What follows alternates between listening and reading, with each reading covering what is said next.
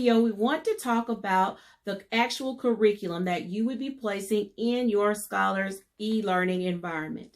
We want to begin with writing because we write across the curriculum. Inside this bag, we have a notebook for them to write their thoughts. We also have a folder that houses different types of paper. It may be construction paper, notebook paper, blank sheets of paper, sticky notes for them to write notes to each other as siblings, and they could respond to each other. I like to do 2-minute quick writes where they are writing about something that we worked on the day before or something that they did the night before. It just gives them an experience of writing about something that they like and find pleasure in.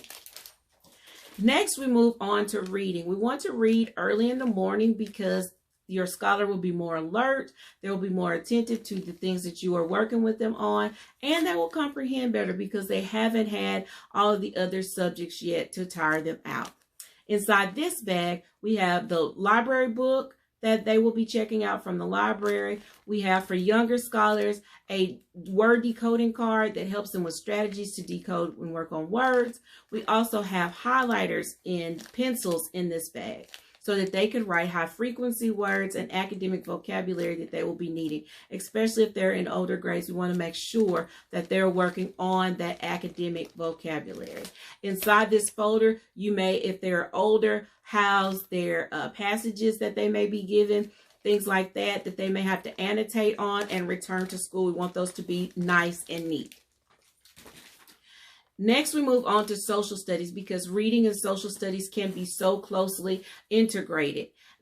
A lot of times in older grades, the reading piece will be about an autobiography or a biography, a social event or a historical event that happened, and they would use the same reading strategies that they used with the textbook. However, it would be with the passage. Inside this bag, I have a pencil, I have a highlighter so that they can annotate on these. Also, I have a journal that I've created that's just blank paper folded with a piece of construction paper around it and stapled together.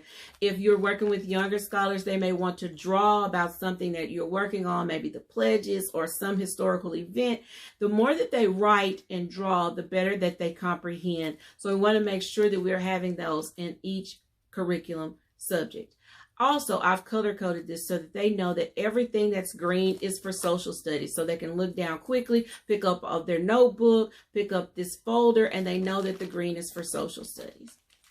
Next, we move on to math. In the math bag, we have our counting chart. It may be a multiplication chart, whatever it is that they would go over daily. I admonish you to put those in a sheet protector or a clear protector so that they could use an expo marker right on those and erase so that you don't have to keep making copies of that every day. We also have flashcards in this bag. We have index cards so that they can work on the high frequency words as well as the academic vocabulary for math. We actually do that in every subject. So index cards are in each of these bags. Again, we have them separated so we don't have to dig in one bag for the index cards. We have some in each bag. After math, we move on to science because, again, math and science could be easily integrated. If we're working on an experiment where we're measuring, we could write those measurements in our math binders. And so we could also utilize our math skills for measurement and those types of things in the science curriculum. Again, in this, we also have a notebook for them that we have just made so that they can write down their thoughts about the experiment. They could draw what happened during the experiment and they could write about that. So again, they're writing throughout the entire curriculum. Next, we have an adult bag. Inside this adult bag, we have some treats.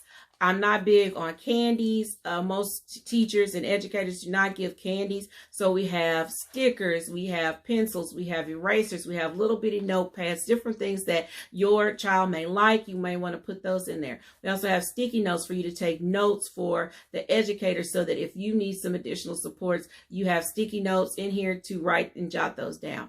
I also do not have a red pen in this because as we were checking their work, we want to stay away from that red that signals to them that they have something wrong. I like to use orange or green or some festive color. I also make a straight line instead of an X. That X just says again to the brain that you don't know something. That straight line says that it could be possibly an X. We will work on that, and then it would become a check mark. So we leave that slash, that could become an X or a check mark. Also in this bag, I have a timer. I like to time myself in class. We want you to time yourself so that you are doing a little bit of the talking and then your scholar is doing something. We call it getting off the gas. You're on the gas when you're explaining to them what to do. You get off the gas and ride that roller coaster out. We go up and down, up and down. We want to make sure that they're staying engaged and we're not lecturing them, but we're helping them, giving them a little bit of information and let them chunk and chew. You throw something out to them, let them chew on it for a little bit, and then we work something else. So this bag is very important to you as an adult. Again, I want to thank you for the opportunity to come into your homes through these videos. If you have any further questions, please feel free to reach out to me. It has been such an honor to work with you on your scholar spaces. Thank you.